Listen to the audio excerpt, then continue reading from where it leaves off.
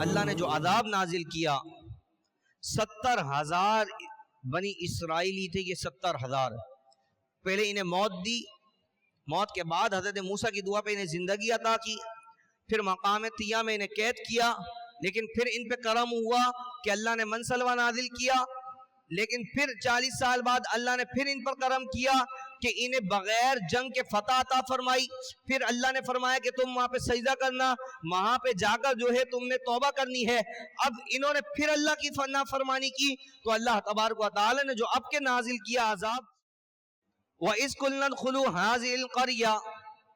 فَكُلُوا مِنْهَا حَيْثُ شِئْتُمْ رَغَدًا وَادْخُلُوا الْبَابَ سُجَّدًا وَقُولُوا حِطَّةٌ نَغْفِرْ لَكُمْ خَطَايَاكُمْ وَسَنَزِيدُ الْمُحْسِنِينَ کہ رب کائنات ارشاد فرماتا ہے، اور ہم نے ان سے کہا کہ تم اس شہر میں داخل ہو جاؤ، اور اس طرح سے داخل ہونا کہ جب اس کے دروازے سے داخل ہو تو اللہ نے فرمایا کہ تم سجدہ کرتے ہوئے جو ہے وہ داخل ہو جانا، اور وَقُولُوا حِطَّةٌ نَغْفِرْ لَكُمْ، اور اللہ تبارک و تعالیٰ کی بارگاہ میں کہنا حِطَّةٌ، اے اللہ ہمارے گناہوں کو معاف فرما، ہماری مغفرت فرما، کہ اللہ تبارک و تعالیٰ تمہاری خطائیں گناہوں کو جو ہے خطاؤں کو بخش دے گا۔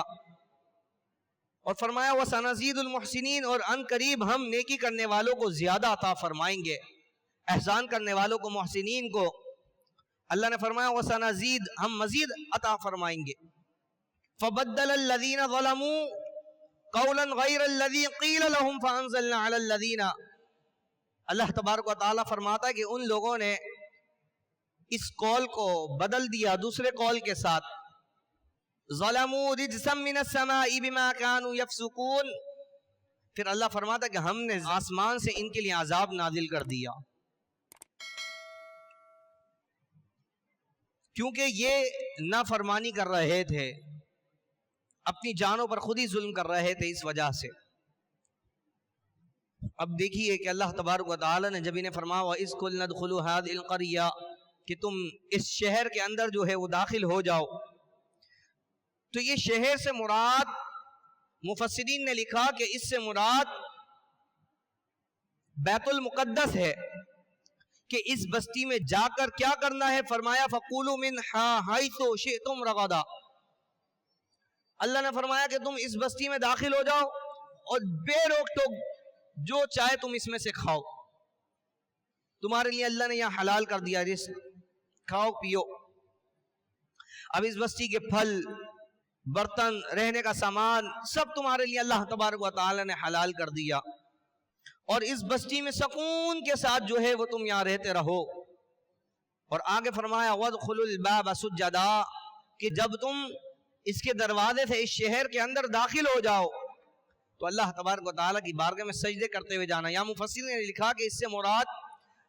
یا تو سجدہ حقیقی تھا کہ اللہ تبارک و تعالیٰ کی بارگاہ میں سجدہ کریں، یا یہ تھا کہ عاجزی کے ساتھ سر کو جھکاتے ہوئے جو ہے وہ اس بستی میں داخل ہو جاؤ۔ وَقُولُوا حِطَّةٌ، اور اللہ نے کیا فرمایا، فرمایا کہ جب تم اس شہر میں داخل ہو جاؤ سجدہ کرتے ہوئے تو فرمانا حِطَّةٌ، اے اللہ ہمارے گناہوں کو معاف فرما۔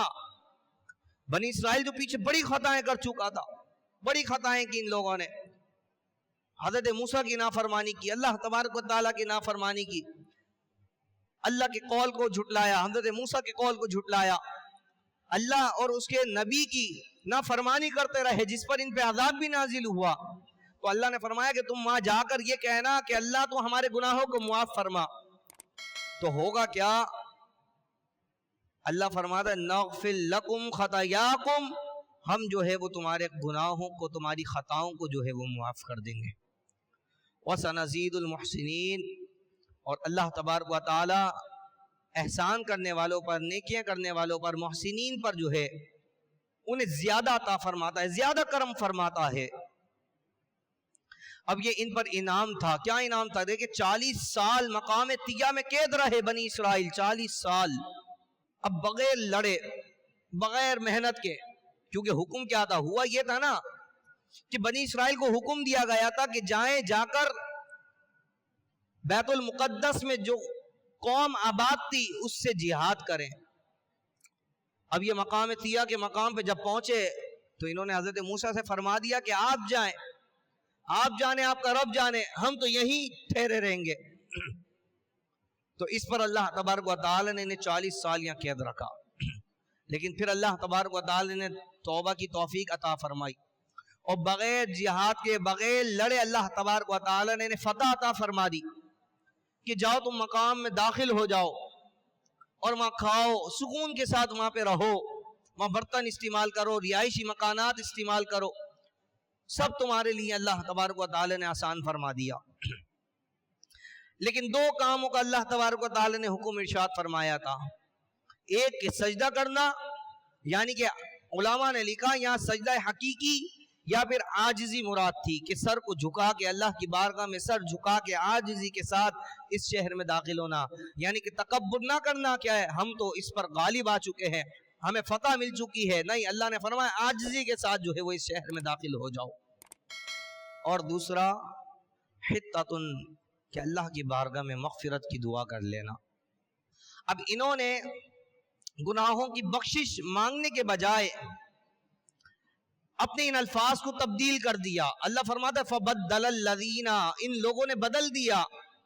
ظَلَمُوا قَوْلًا غَيْرَ الَّذِي قِيلَ لَهُمْ، کہ انہوں نے اس قول کو کہ جو ہم نے کہا تھا سجدہ کرو اور حتۃ اللہ کی بارگاہ میں توبہ کرو، اس قول کو بدل دیا دوسرے قول کے ساتھ، غیر الذی قیل لہم۔ اب انہیں حکم ہوا تھا کہ سجدہ کریں، داخل ہو جائیں، اب انہوں نے پہلی جو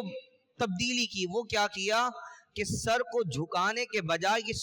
سرین کے بل جو ہے، کولوں کے بل جو ہے، یہ شہر میں داخل ہوئے، یعنی کہ اپنے سروں کو اٹھا کر، سینے کو سامنے لا کر، اکڑ کر سرین کے بل جو ہے یہ اس شہر کے اندر داخل ہوئے۔ اور اللہ نے کیا فرمایا تھا کہ تم سجدہ کرتے ہوئے داخل ہونا، سجدہ، سر کو جھکا کے عاجزی کے ساتھ اس شہر کے اندر داخل ہونا۔ لیکن انہوں نے جو ہے وہ اللہ تبارک و تعالیٰ کے اس قول کو بدل دیا کہ یہ اس طرح سے داخل نہیں ہوئے۔ اور دوسرا انہیں حکم کیا دیا گیا تھا بنی اسرائیل کو، حتۃ، کہ اللہ کی بارگاہ میں توبہ اور استغفار کرنا، اپنے گناہوں کی معافی مانگنا اللہ تبارک و تعالیٰ کی بارگاہ میں۔ اب انہوں نے حتۃ کے بجائے کیا کیا، انہوں نے کہا حبۃ فی شعر، حبۃ فی شعر، یعنی بال میں دانا، بال میں دانا، قول کو بدل دیا اللہ تبارک و تعالیٰ نے، جو کہا تھا وہ قول نہیں کہا، فضول الفاظ انہوں نے کہنے شروع کر دیے۔ تو پھر اللہ تبارک و تعالیٰ نے ارشاد فرمایا فَأَنزَلْنَا عَلَى الَّذِينَ ظَلَمُوا رِجْسًا مِّنَ السَّمَاءِ بِمَا كَانُوا يَفْسُقُونَ، تو ہم نے آسمان سے ان کے لیے جو ہے ان ظالموں پر عذاب نازل کیا کیونکہ یہ نافرمانی کر رہے تھے۔ اب ہوا کیا، اللہ نے جو عذاب نازل کیا، 70,000 بنی اسرائیلی تھے، یہ 70,000، پہلے انہیں موت دی، موت کے بعد حضرت موسیٰ کی دعا پہ انہیں زندگی عطا کی، پھر مقام طیہ میں انہیں قید کیا، لیکن پھر ان پہ کرم ہوا کہ اللہ نے منسلوہ نازل کیا، لیکن پھر 40 سال بعد اللہ نے پھر ان پر کرم کیا کہ انہیں بغیر جنگ کے فتح عطا فرمائی، پھر اللہ نے فرمایا کہ تم وہاں پہ سجدہ کرنا، وہاں پہ جا کر جو ہے تم نے توبہ کرنی ہے۔ اب انہوں نے پھر اللہ کی نافرمانی کی تو اللہ تبارک و تعالی نے جو اب کے نازل کیا عذاب، ان کے اوپر طاعون کی بیماری جو ہے وہ نازل فرما دی۔ اب طاعون کی وبا جو ہے وہ تیزی کے ساتھ پھیل گئی، اور یہ ایک ایک کر کے جو ہے اس بیماری کے شکار ہونے لگے، اور اس میں جو ہے وہ ہلاک ہونے لگے، اور 70,000 کے 70,000 افراد یہ دوبارہ جو ہے موت کی گاڑ اتر گئے نافرمانی کرنے کی وجہ سے۔ اس واقعے سے ہمیں جو سبق ملتا ہے وہ یہی ہے کہ بابرکت جگہوں کا ادب کیا جائے۔ اب سوال تو یہ تھا کہ اللہ تبارک و تعالی چاہتا تو مقام طیہ میں بھی تو ان کی توبہ کو قبول کر سکتا تھا۔ اللہ فرماتا تم یہاں پہ حتۃ نغفر لکم، تم مجھ سے یہاں یہ کہو کہ اللہ تو ہمارے گناہوں کو معاف کر دے، میں تمہارے گناہوں کو معاف کر دوں گا، لیکن سوال یہ کہ اللہ تبارک و تعالی نے یہ کیوں فرمایا کہ تم اس شہر میں بیت المقدس میں داخل ہو اور وہاں جا کر سجدہ کرنا اور اللہ کی بارگاہ میں توبہ کرنا، اللہ تمہارے گناہوں کو معاف فرما دے گا؟ وجہ کیا تھی؟ بھئی اللہ تو ہر جگہ دعاؤں کو سننے والا ہے، اللہ تبارک و تعالیٰ تو ان کی دعا اس جگہ پہ بھی تو قبول کر سکتا تھا جس جگہ وہ موجود تھے، لیکن اللہ تبارک و تعالیٰ نے یہ کیوں فرمایا اور انہیں یہ وقت کیوں دیا کہ تم پہلے اس شہر میں داخل ہو، اس شہر میں داخل ہونے کے بعد میری بارگاہ میں دعا کرنا، میں تمہارے گناہوں کو معاف فرما دوں گا۔ اور دوسرا کہ اس شہر کا ادب بھی اللہ نے ان کو فرمایا کہ جب بیت المقدس میں تمہیں داخل ہونا ہے، کرنا کیا ہے؟ سجدہ، اپنے سروں کو جو ہے وہ جھکا کے داخل ہونا ہے۔ اس شہر کا ادب بھی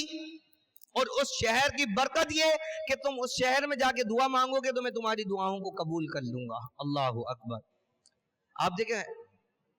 15ویں پارے میں اللہ تبارک و تعالی نے فرمایا سبحان الذی اسری بعبدہ لیلا من المسجد الحرام الی المسجد الاقصی۔ اب جہاں مسجد اقصی کا ذکر آیا فرمایا الذی بارکنا حولہ، کہ یہ جو مسجد اقصی ہے، بیت المقدس ہے، اللہ فرماتا ہے الذی بارکنا حولہ، اس کے ارد گرد ہم نے برکتیں نازل فرمائی ہیں، اس کے ارد گرد ہم نے برکتیں رکھی ہیں۔ اس شہر کے مسجد کے ارد گرد، اس شہر کے اندر اللہ فرماتا ہے کہ ہم نے برکتیں رکھی ہیں، اس لیے ہم نے ان سے فرمایا تھا کہ تم اس شہر میں داخل ہو جاؤ اور اس شہر میں جا کے اللہ کی بارگاہ میں دعا کرنا تو اللہ تبارک و تعالیٰ تمہارے گناہوں کو معاف فرما دے گا۔ تو جو ہم اللہ کے نیک بندوں کی بارگاہ میں حاضری دیتے ہیں تو مقام اور مقصد یہی ہوتا ہے کہ اس مقام پہ جانے کا یہ وہ مقام ہے جہاں اللہ کی رحمت نازل ہو رہی ہے۔ یہ اللہ تبارک و تعالیٰ کے نیک بندے ہیں جن پر ہر وقت اللہ کی رحمتیں نازل ہو رہی ہے۔ جب ہم ان کے بارگاہ میں حاضر ہوں گے تو اس کی رحمتوں کی چھینٹیں ہم پر بھی پڑیں گی اور اللہ تبارک و تعالیٰ اس رحمت کی چھینٹوں کے صدقے ہماری دعاؤں کو قبول فرمائے گا۔ اللہ اکبر۔ تو اللہ تبارک و تعالیٰ کی بارگاہ میں دعا ہے